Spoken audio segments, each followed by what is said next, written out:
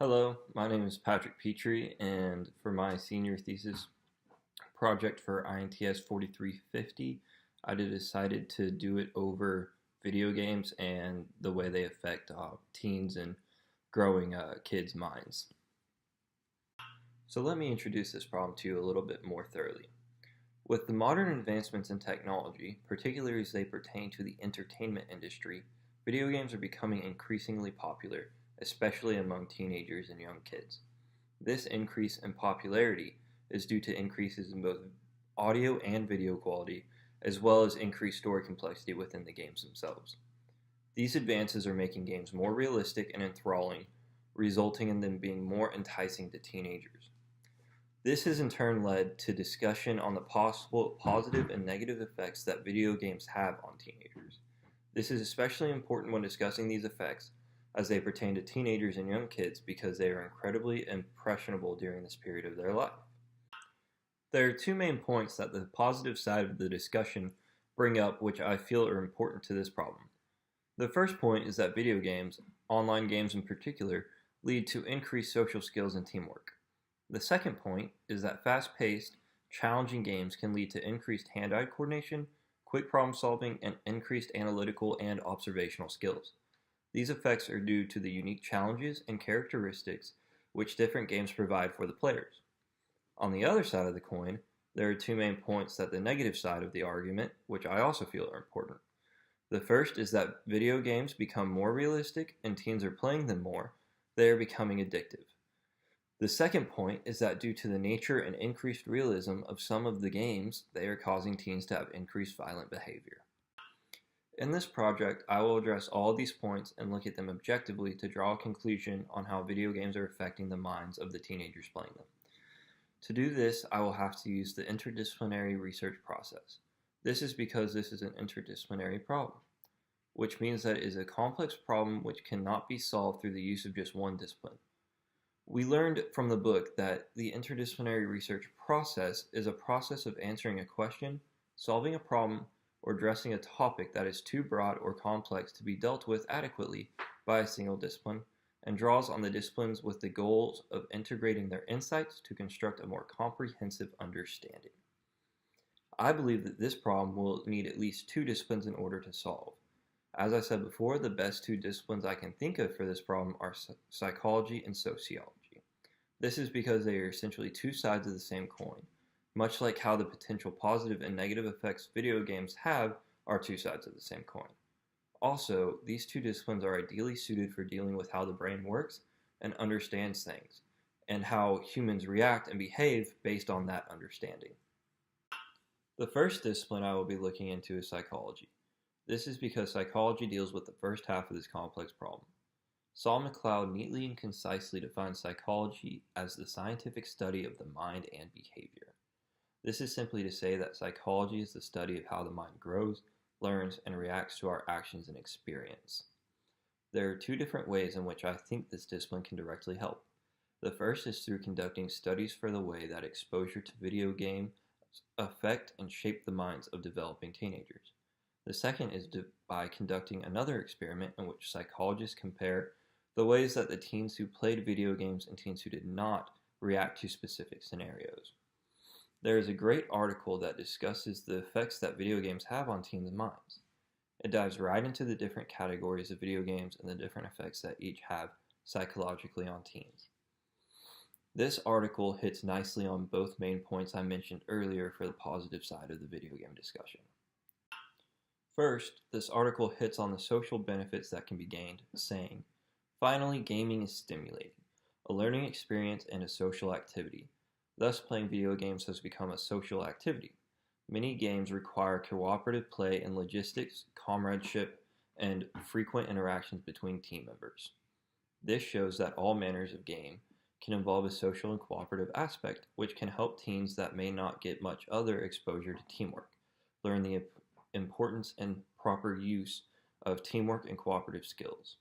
Additionally, the other main benefit that the article mentions is that video games are also increased hand-eye coordination, fine motor skills, and spatial reasoning. For example, in shooter games, the players keep track of their position, direction, speed, aim, results, and more. The brain processes all this information and then coordinates with the hands, since all actions are done through the controller or keyboard. This is a great summary and explanation of how video games, even while seemingly violent, can have a great real-world outcome for these teens. This is great because hand-eye coordination is an important skill to have for everything from sports, surgery, or even just working later on in life. Now, another great article I found hits on the negative side of the discussion and provides good evidence that both backs up the previous information while also presenting the negative effects that occur at the same time. They found that such games are associated with subsequent changes in a wide range of high-risk behavior and suggest this is due in part to changes in the user's personality, attitudes, and values, specifically making them more rebellious and thrill-seeking. This is to say that due to the mental link and quick mental processing occurring, players can tend to take on the characteristics and mannerisms of the characters that they are playing. This can only be expected as video games require such focus and can make the player almost feel like they are actually the one experiencing the story being told. Again, this is particularly noticeable in teens as their minds are still developing and are extremely impressionable. The second discipline I will look at is sociology. Sociology is the second half of this complex problem. Sociology also studies social status or stratification, social movements, and social change, as well as societal disorder in the form of crime, deviance, and revolution. This is a great definition of sociology because it emphasizes that this discipline can be used to study how teens change and act within society due to the effects of the video games they are playing. This discipline can help by conducting studies.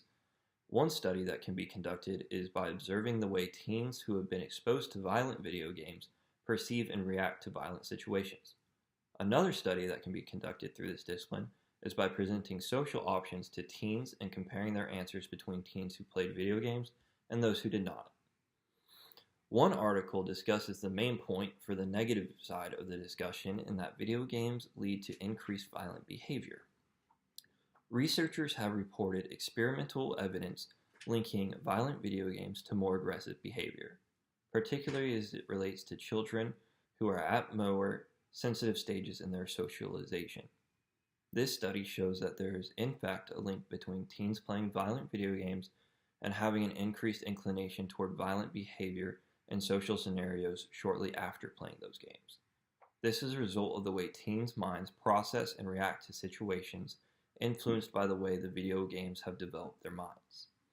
Another article which is great, and the fact that it talks objectively about both sides of the argument, says that both the Iowa and Texas researchers agree that overall the correlation between violent video game playing and aggression, which does not necessarily mean violent behavior, is only 0.15, a relatively weak positive relationship. This is a great excerpt from this article as it truly shows the objectivity of it. It states that video games have in fact led to increased aggression, however, that does not necessarily translate into violent behavior. This is a major point for both sides of the discussion for this problem. Both of these disciplines have similar and conflicting ideas and terminology when discussing this problem. First, I'll analyze this problem from the psychology discipline. We already know that psychology is the study of the mind and behavior. We saw how psychology can provide supporting evidence for both sides of this discussion when looking at the effects video games have on teens' minds. Psychology supports that video games do in fact provide some benefit to teens in their development. We saw that video games can provide increases in social behavior and motor functions. This is another great article that backs up the above information and takes it a little further. It really drives home the potential benefits that video games can produce, whether they are violent or not. This is just a quick snippet that will really reinforces this assertion.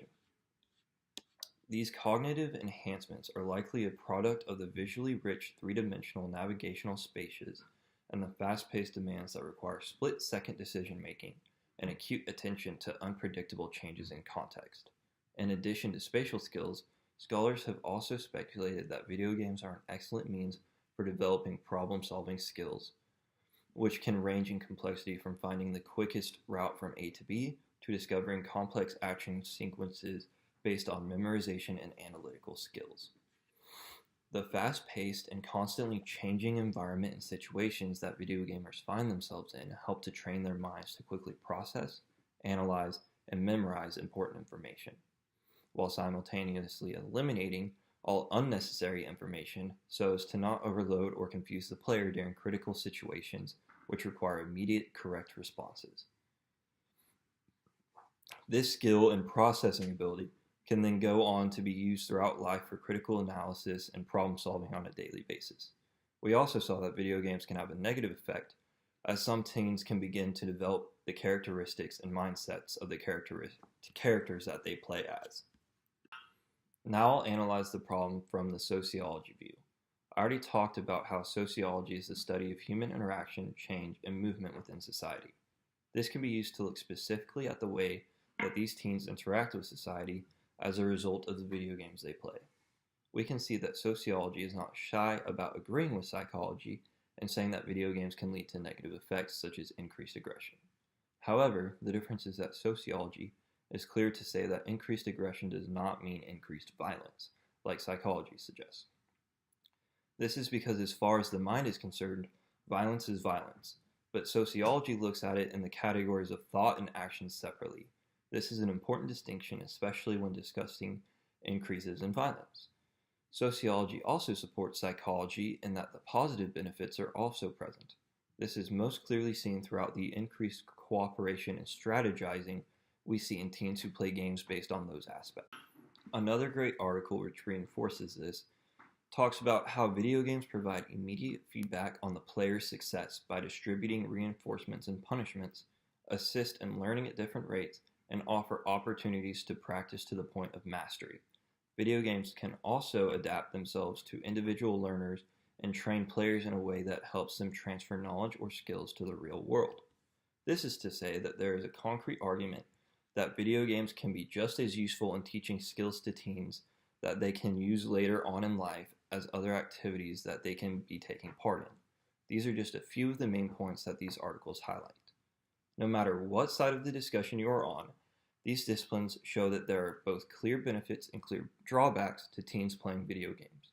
Most of their theories all revolve around the same idea and particularly focus specifically on violent games and only slightly mention other genres of games occasionally. I think this is one of the main sources of conflict is that they are trying to present this data and relate it to all games when it really only pertains to a specific genre of video games. To summarize, we can see that this truly is a complex problem that requires more than one discipline in order to solve. However, these two disciplines of psychology and sociology do a great job of providing appropriate data and studies to better understand this problem. This data has led me to a complex conclusion as well.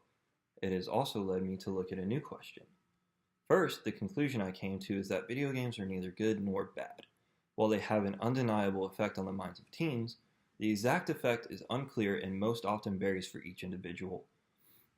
I can also personally support this conclusion, as I have played video games almost my entire life and played a large variety of genres as well. As a result, I personally have excellent hand-eye coordination and quick reflexes. This has helped me tremendously in sports as well as just everyday tasks. Also, I have fast problem solving and analytical skills. This has been a tremendous help for me at work and school alike. It also allows me to analyze situations and come up with the best possible solution in a very quick manner. This has led to me being promoted to management and leadership positions in work and clubs quickly. So I can definitely attest to the potential benefits of video games. On the other side of the coin, I cannot speak much to the negative effects of video games. I have played many violent games and yet have never been in a physical altercation or any unnecessary violent or aggressive actions. Although, I do admit that I've been too invested in games before and would spend hours at a time playing, often letting my sleep cycle suffer because of this. Therefore, I do have to agree that the effects are both positive and negative. However, the outcome of these effects is going to vary for each individual. This is why I have come to a complex conclusion, because I believe that video games have both effects, but no one can explicitly say that video games have an exact effect on anyone. This answer is what has led me to my next question. That question is for the teens who have negative violent effects from violent video games. Whose fault is it? This is not to point fingers at anyone, but instead to stop just blaming video games themselves for these negative effects. For instance, truly violent video games have an M rating for mature, which is only available for people 17 years or older to play. However, it is true that younger teens get access to the games and play them. One survey found that 3/4 of parents who were surveyed said that they always or sometimes check the ratings on their kids' games, and yet half of boys who were questioned listed a game with an M or AO rating as one of their favorites. However, this is not the fault of the game or the developer. This issue is that parents need to be aware of what their kids are playing, especially with keeping in mind their teen's specific characteristics and tendencies. This is why video games cannot be ruled as good or bad, because it varies for every person who plays them.